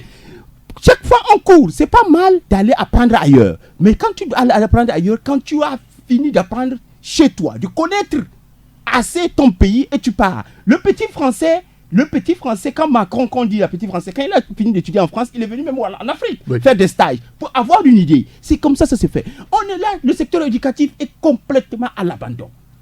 Et on veut avoir demain un pays développé. On ne peut pas le faire. Parce que dans tous les domaines, il faut des spécialistes qui soient capables de réfléchir sur moi je suis de telle localité, dans ma région, il y a le marbre. Alors, je connais la localité, je sais comment faire pour qu'on fasse développer cette localité. On valorise cela. La localité à partir du marbre. C'est comme ça. Mais quand on est là, Tous, on est là en train d'étudier dans des écoles avec des niveaux à peu près. Et c'est des enfants, des élites qui sont à l'étranger actuellement, je ne les envie pas, qui sont là-bas, qui ne connaissent jamais étudier la géographie ou l'histoire du Togo. Qui va revenir après pour dire qu'il est nommé à tel poste pour avoir quel rendement. Tu verras que ça ne peut pas être ça parce que la vision qu'il a... C'est pour ça que ça ne marche toujours pas. La vision qu'il a est différente de la réalité du pays. Ferdinand, et on termine là-dessus, on a abordé notre sujet. J'expliquais quelque chose de très simple à quelqu'un la dernière fois. J'ai dit, mais écoutez, sur le plan agriculture, vous avez beau former des ingénieurs, des agronomes qui sont dans les bureaux, qui sont dans les conférences, qui paient les billets d'avion, classe d'affaires, qui sont dans les grosses voitures. Vous les voyez dans les projets, PASA, PADA, tout ça, ils sont dans les voitures, même les week-ends, ils circulent, pendant qu'il y a des terres, personne ne cultive. Vous voyez? Oui, mais ça appartient à des gens forcément. Attendez que j'arrive. Dit ici, en tant qu'il y a des gens qui ont monopolisé la terre jusqu'à 1000 hectares. Oui, mais quand on a une vision de l'État, on peut récupérer les terres pour les faire, pour produire, pour nourrir les gens. Vous voyez en Europe, tous les fast-food que vous voyez là, les restaurants, les McDo là, c'est des consommations locales. Les pommes de terre qu'on utilise pour faire des frites sont cultivées sur place. C'est comme ça que ça se passe. Mais ici, je disais à quelqu'un, vous voyez quand un chef d'État va par exemple dans la région des plateaux, vous dit aux paysans, ceux qui cultivent le café cacao, en disant oui, on va tout faire pour que les prix des cafés soient améliorés, tout ça. C'est le chef d'État qui fixe les prix sur le plan international. Non, parce que alors, c'est pas lui. Ou bien, alors, on ne peut pas le promettre aux gens. Or, si vous avez l'intelligence de créer ici des industries de transformation, c'est fini. Vous pouvez... Comme la Côte d'Ivoire aujourd'hui. Ouais, comme la Côte d'Ivoire l'a compris. Vous pouvez transformer le cacao là en chocolat et l'État peut financer une boisson chaude pour tous les élèves sur toute l'étendue du territoire, dans une cantine. Et l'État paye. Donc l'État paye. Et quand l'État paye, l'État peut payer ce cacao là ou ce café même à 1000 francs. Et le paysan va bien vivre. Mais quand vous laissez Londres fixer les prix, Londres peut dire j'achète le café à 500. Est-ce qu'aujourd'hui, on ne peut pas nourrir nos élèves qui sont dans les établissements? On ne peut pas fournir à tous les élèves un café chaud le matin à partir de la production locale pour booster l'agriculture? Donc il faut réfléchir.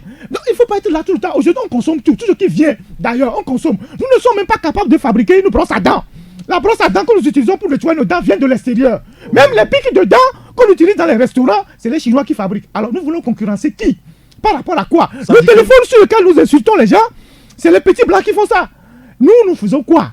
Depuis qu'on est indépendant, à part tuer nos frères dans les villages, c'est-à-dire dès que quelqu'un commence à briller dans un village, il est en ville, dès qu'il revient au village, c'est qu'il meurt, il ne revient plus. Et on est content. Et c'est comme ça que nous avons évolué. Et on se plaint aujourd'hui que, oui, les gens nous dépassent. Parce que c'est qu'ils nous dépassent travail. Et regarde, prenons même notre secteur, le secteur des médias. Parce que l'information, c'est l'arme aujourd'hui dans le monde. Oui, c'est le pouvoir. C'est avec l'information que tout se paie. D'abord, aujourd'hui, c'est la première force, c'est l'information. Même l'information, on n'a pas. Ce sont eux qui nous fournissent. L'information, c'est le blanc qui le faut. Il n'y a pas une seule télé capable actuellement africaine de faire le direct. Ici, on ferme le direct des événements internationaux.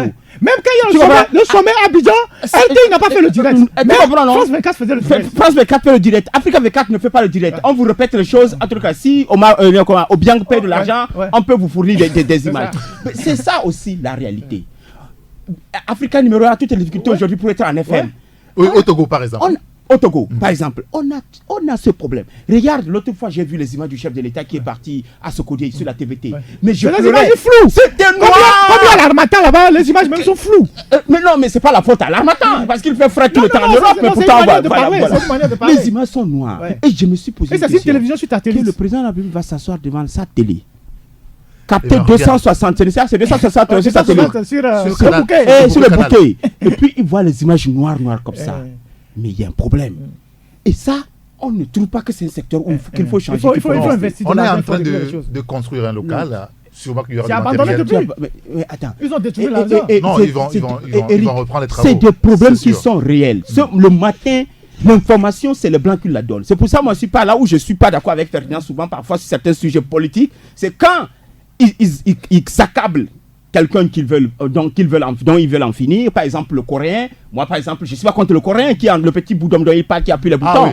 Par exemple, mais on nous fait fait même croire que c'est un fou qui n'est pas normal et tout ça. Alors que le gars, il est en train de faire tout ce qui fabrique ce qu'on est en train de dire là, l'arme chimique là. Ce ne sont pas eux-mêmes, c'est parce qu'ils ont créé des écoles, des jeunes intelligents qui ont pu le faire, qui ont réfléchi pour le faire. C'est ce que Kadhafi n'a pas pu faire finalement. On l'a contraint à ne pas le faire, on l'a tué. C'est ce que Saddam Hussein, on a fini par le contraire à ne pas le faire. Non. Il faut que pour être indépendant, c'est sur tous les plans. Et ça, quand les Blancs l'ont compris, quand ils sentent que tu veux être indépendant, on met les moyens à disposition, c'est-à-dire les médias internationaux qu'ils ont à disposition, on t'accable, on fait croire que tu es un monstre, et nous, on reprend ça. On reprend en chorale. Messieurs, merci beaucoup sur ces questions. Tout ça pour dire que nous pouvons gérer nos propres pays pour qu'ils se développent. Oui, on n'a pas seulement besoin de dire qu'on est riche et que les autres viennent nous piller. Vous êtes riche par rapport à quoi? Et la richesse, c'est d'abord les hommes. C'est clair. Il y a des pays comme le Japon, la Corée du Sud qui n'ont pas eu de grandes richesses minières sur leur territoire, mais qui ont investi dans l'éducation, la technologie. Aujourd'hui, ils inventent les Samsung, vous utilisez. Oui, donc, c'est pas. J'ai toujours dit.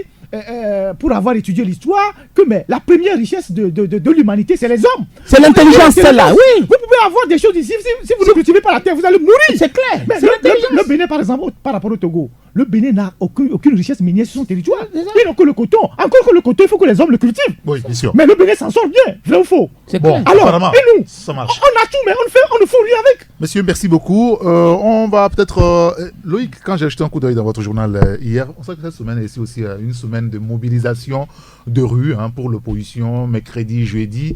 Vendredi, ils vont se reposer un petit peu pour permettre à ceux qui sont de la confession religieuse de s'acquitter de leur devoir envers leur Dieu Allah. Et puis, demain, samedi, l'opposition annonce encore être dans la rue et le constat, c'est que la mobilisation ne faiblit pas. C'est clair. Au-delà de ce que Yark nous sert les soirs à la télévision. Oui, c'est-à-dire c'est le courage que ces Togolais ont un jour ouvrable. Au lieu d'aller chercher leur gagne-pain, de dire on doit faire le sacrifice, c'est le moment ou jamais. Et chaque fois, ils sortent depuis 3 mois. Je vous ai dit ici qu'aucun peuple ne peut donner autant. C'est rare. Tenez-moi le nom d'un peuple qui pendant 3 mois était dans la rue. Personne n'a cru. Personne n'a cru qu'on va arriver là. Mais les Togolais continuent. On est en train d'atteindre les 4 mois. Oui, 4 mois, bientôt. Les Togolais continuent par sortir. C'est dire que quoi, il y a un problème, il y a un malaise. Et c'est ce courage que je veux que les gouvernants puissent avoir.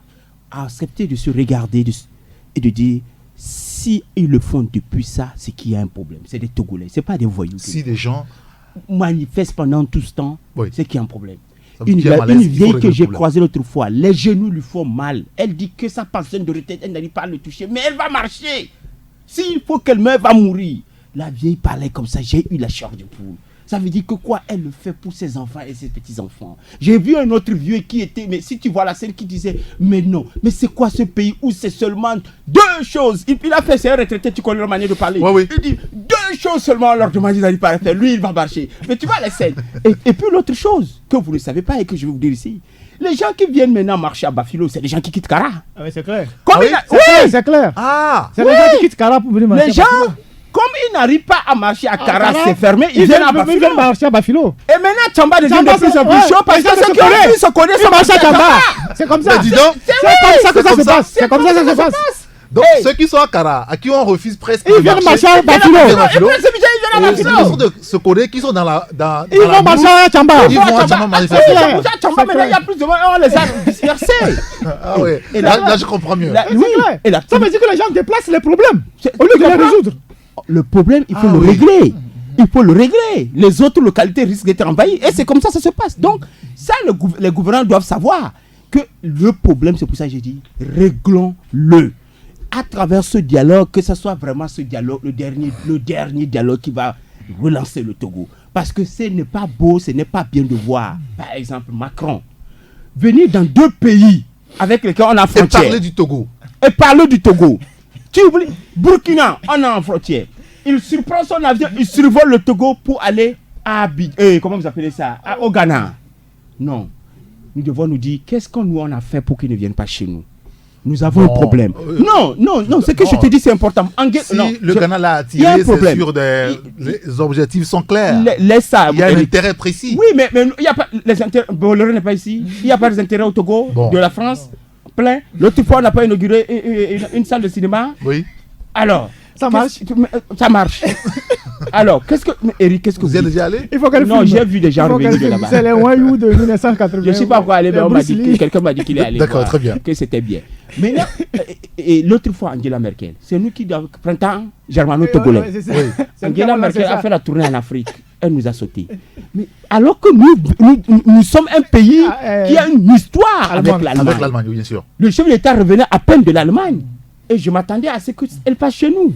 elle n'est pas venue. C'est pour dire que nous, quand nous disions certaines choses, on ne compte personne. Mais nous disons qu'il y a quelque chose qui ne va pas, qu'il faut pouvoir régler. Une fois que nous allons le régler, nous aurons la visite même peut-être de Donald Trump, qui sait. Réglons les problèmes comme il se doit. Faisons de notre pays un pays démocratique. Et tu verras, c'est un pays génial. On va percer comme jamais. Donc, faisons cet effort vraiment au niveau politique, que les gens puissent comprendre qu'à un moment, ce pays, on ne peut pas, quand tu as donné une fois, tu as donné deux fois, tu ne peux pas donner autant. Quand tu fais un effort, tu arrives à une limite, tu laisses quelqu'un aussi faire. C'est comme ça se passe. C'est pour ça, moi, personnellement, je ne suis pas contre ceux qui disent non, le président ne doit pas se présenter en 2020. Ce débat, je veux bien. Tu sais, j'ai dit, ceux qui disent Ford doit partir maintenant, ils font erreur. Il est en plein mandat. Mais que Ford, qu'on lui demande de partir en 2020, oui.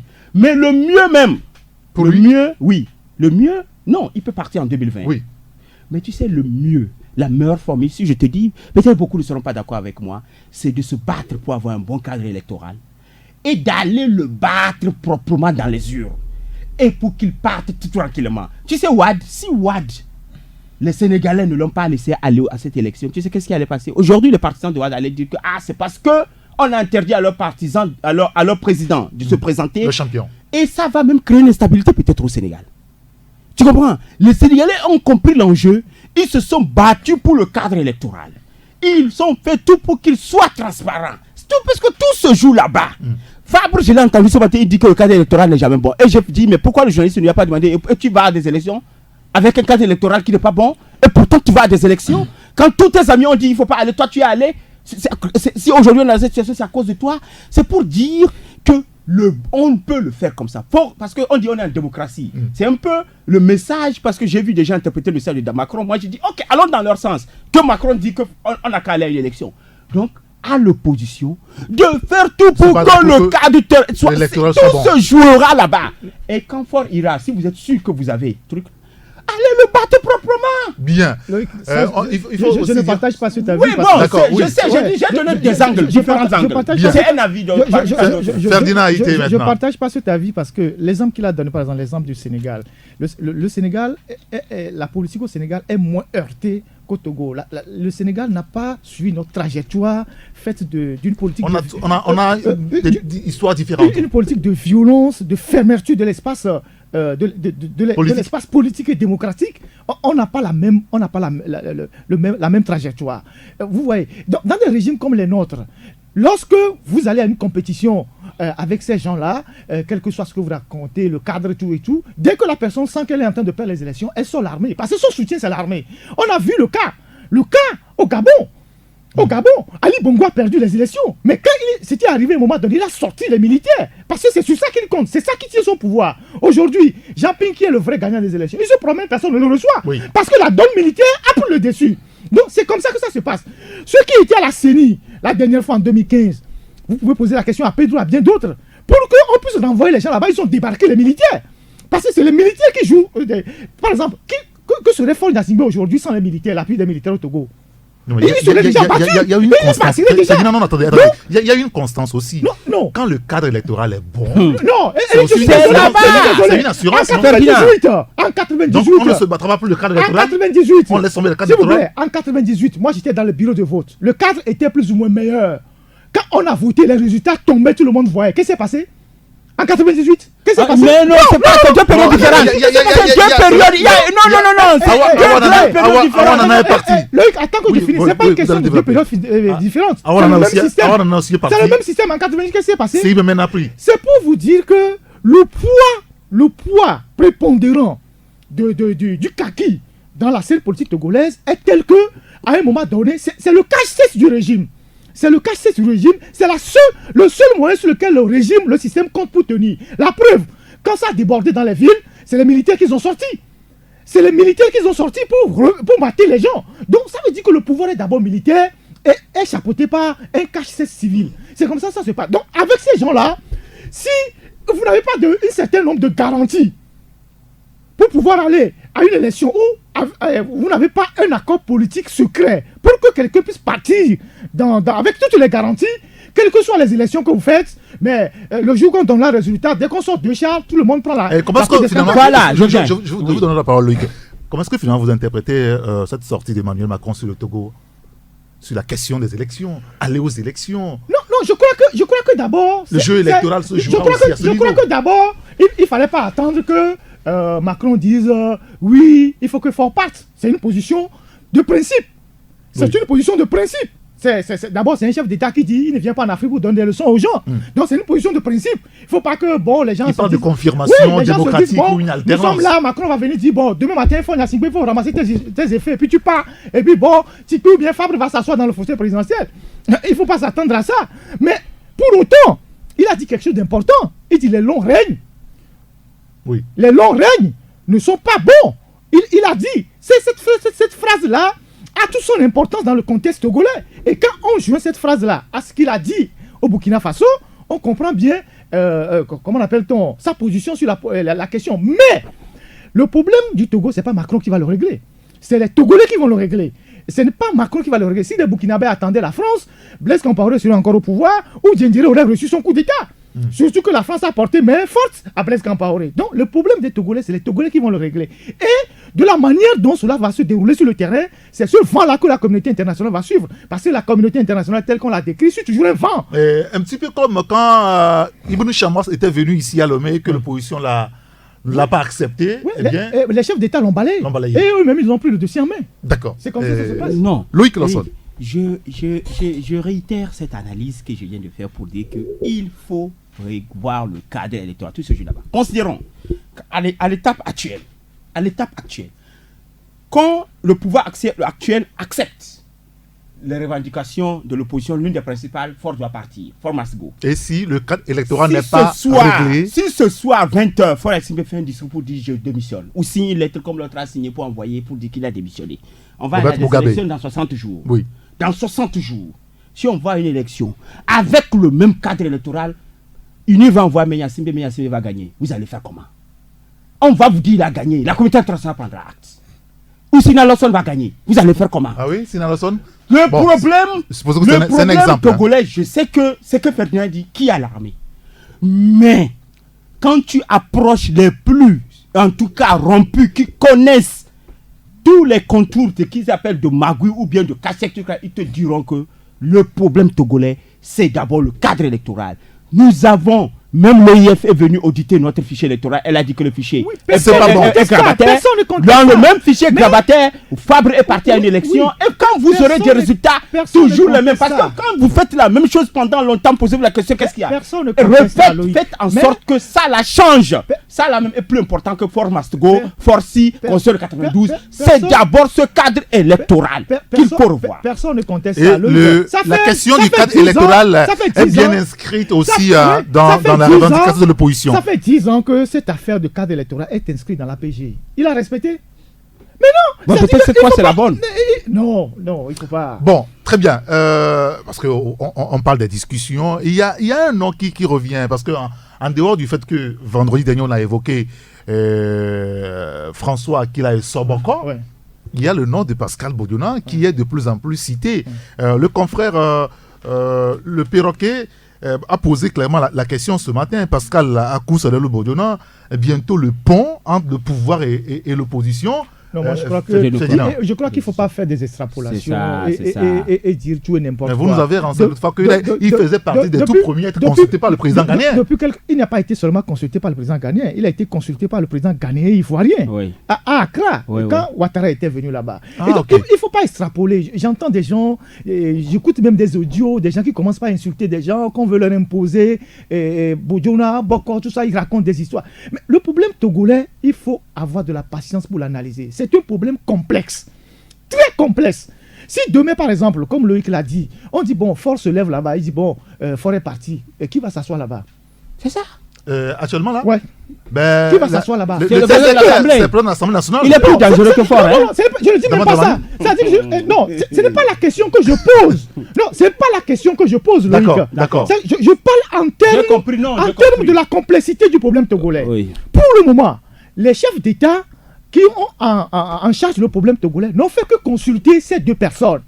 Parce que ces chefs d'État estime que ces personnes-là peuvent les renseigner suffisamment sur la nature du problème togolais avant qu'eux ne viennent faire la médiation pour ne pas faire de faux pas. Ils consultent tout le monde. C'est comme parfois les ambassades consultent des gens, ils consultent des journalistes. Moi, si je vais dans une ambassade, je ne vais pas venir dire sur les médias que l'ambassade des États-Unis ou de France m'a consulté sur tel sujet. Donc, quand moi j'entends les gens commencent par dire, ils font les audios, quand on veut leur opposer Bodjouna, quand on veut leur opposer Boko, mais tous les leaders de l'opposition, ils sont en contact avec ces deux messieurs. Mais n'oublie pas que ces audios peuvent venir aussi de notre camp. Je ne dis pas, mais tous les leaders de l'opposition sont en contact avec ces deux messieurs. Et le pouvoir aussi. Bon, ces deux messieurs travaillent parfois avec ces leaders de l'opposition. Ils se connaissent bien.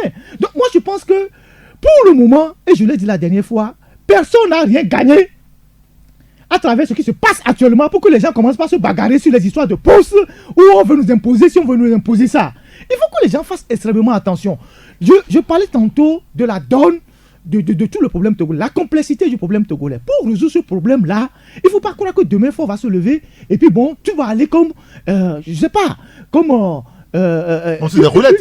Lettre à la poste. Je vous donne deux exemples. Oui, très rapidement. Au Burundi, en 1993, on fait une élection et puis il y a un nouveau pouvoir qui vient démocratiquement. Melchior Ndadaye, dans un pays où l'armée était tellement ethnicisée. Conséquence, parce qu'on n'a pas évalué un certain nombre d'aspects, on a tué tout un gouvernement, on a tué le président, on a tué le premier ministre, on a assassiné tout le gouvernement, l'armée a repris le pouvoir.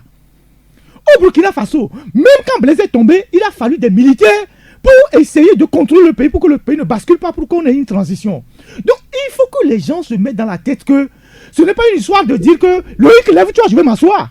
C'est pas comme ça que ça va se passer. C'est plus complexe que ça. Si je comprends Ferdinand, je l'ai compris et je suis d'accord. Mais ce que j'ai dit, c'est que Ferdinand, ce qu'il ne veut pas dire ou qu'il ne dit pas à demi-mot, c'est l'armée. Le problème togolais, c'est l'armée.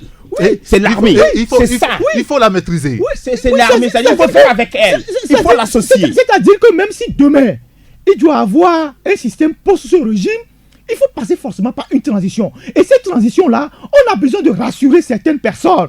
On a besoin de rassurer certaines couches professionnelles de la société. Et donc, le fait que dans la démarche, on essaie d'écouter les gens, c'est pour mieux appréhender le problème. Bien. Écoutez bien ce que Bouhari a dit. Il dit que le problème togolais risque de déstabiliser toute la région. Ils savent de quoi ils sont en train de parler. Ce n'est pas une affaire d'élection. S'il faut parler demain, on peut faire les élections. Mais après, si le pays bascule, comment vous allez gérer ça? Loïc? Non, mais je sais pas pourquoi il parle du pays qui va basculer. Moi, je ne sais pas depuis quand. Bon, pourquoi l'alternance va faire basculer le pays. Non, mais je suis d'accord que les longues dictatures, les dictatures, c'est prouvé dans l'histoire que... Merci beaucoup. Loïc aussi. On a le temps qui avance. Quand Ferdinand parle de l'armée, je suis d'accord que l'armée est un problème. Et un des problèmes qu'il faut incruster ou bien emmener autour de la table de négociation. C'est pour ça, moi, je pense que même pour ce dialogue, l'armée doit être représentée. Parce que c'est qu'on ne dit pas aussi. Parce que l'armée, au-delà, moi, je suis contre le débat que l'armée est ethnique ou cela. Mais c'est une réalité. Je vais t'expliquer. Le vrai problème n'est pas là-bas. Oui,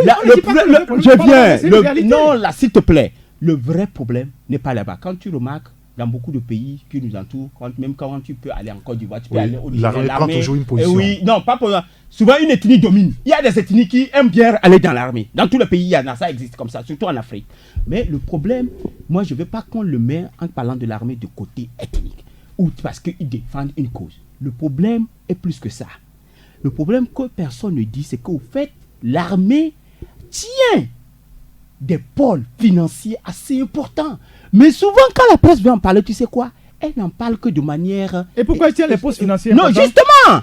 C'est pas pour rien que l'armée, à elle seule, quand tu prends, on parle souvent de porte. Non, au-delà, j'invite chacun à prendre une liste et à faire descendre la liste pour voir quels sont les postes... Les intérêts.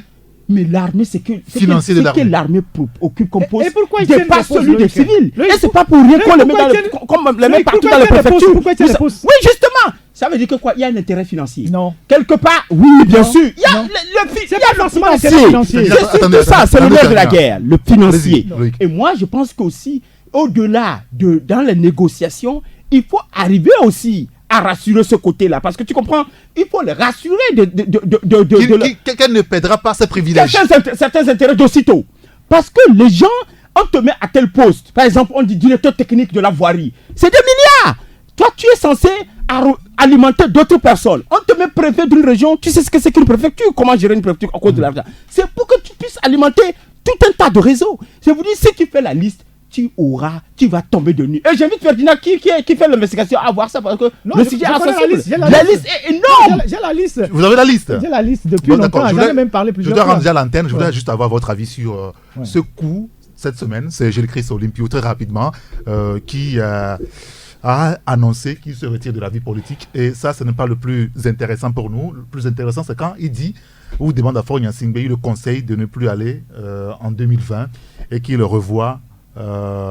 Qu'il écoute la population et qu'il revienne aux fondamentaux de la Constitution. Je crois que tout est à son honneur parce que vous avez dit que c'est un acte majeur aujourd'hui. Ouais, c'est à son honneur, même s'il a perdu sa popularité, il n'en demeure pas moins symbole. Je l'ai expliqué aujourd'hui. J.Christ d'abord, c'est le symbole de la filiation. Il est le fils de Sylvanus Olympio. C'est le symbole de l'engagement politique depuis des années. Et puis ensuite, c'est le symbole de la signature de cet accord qu'on appelait accord de Brave entre lui et les gens du RPT. Et puis c'est aussi un autre symbole.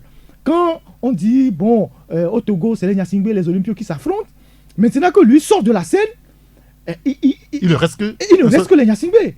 Donc maintenant qu'il annonce, c'est en cela qu'il faut analyser la portée de l'acte qu'il a posé. Les gens disent non, ce qu'il dit là, parce qu'il n'est plus populaire. Mais non, j'ai dit que c'est un symbole.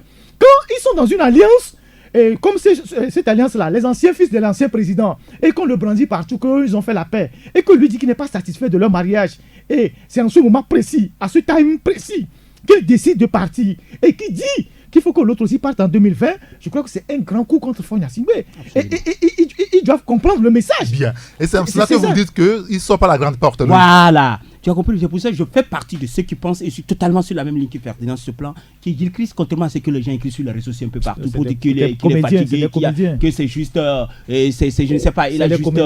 non, J-Christ a fait ce qu'il a fait, il a créé un séisme. Mais c'est clair. C'est un séisme dans la maison. C'est clair. Parce que ce qu'il a posé comme acte... Est-ce qu'il représente quelque chose sur la politique? Mais grand-chose. En termes de symbole. Rien. Mais je te dis, c'est un séisme. En termes de symbole, je sais de quoi je te parle. Grand-chose. Maintenant... Même poser la question, Maintenant, et les Togolais doivent comprendre que ce qu'il a posé déjà comme acte était courageux. Parce que quelqu'un à qui on a tiré, sur qui on a tiré, quelqu'un sur Ferdinand, c'était d'autres choses. Donc on dit ton papa a été tué par ces personnes-là, ce régime. Tu acceptes de faire la paix des braves avec ces personnes, c'est pas donné à tout le monde. Il a su se surpasser parce qu'il a voulu atteindre un objectif. Et à la fin, il a encore conclu et reconnu que l'objectif n'a pas été atteint, c'est-à-dire l'accord n'a pas été respecté. Oui. Quelqu'un comme ça, et aujourd'hui, il va plus loin pour dire, il demande au président de ne pas se représenter pour éviter. Il y a une phrase que les gens oublient. Un suicide individuel et collectif. Oui, c'est ce qu'il a dit. C'est assez important. Mais les gens se focalisent dans le débat togolais. Il est plus populaire, on n'a pas besoin. Et quelqu'un ose me dire même que J-Christ doit demander pardon au peuple. J'ai dit, mais quel pardon?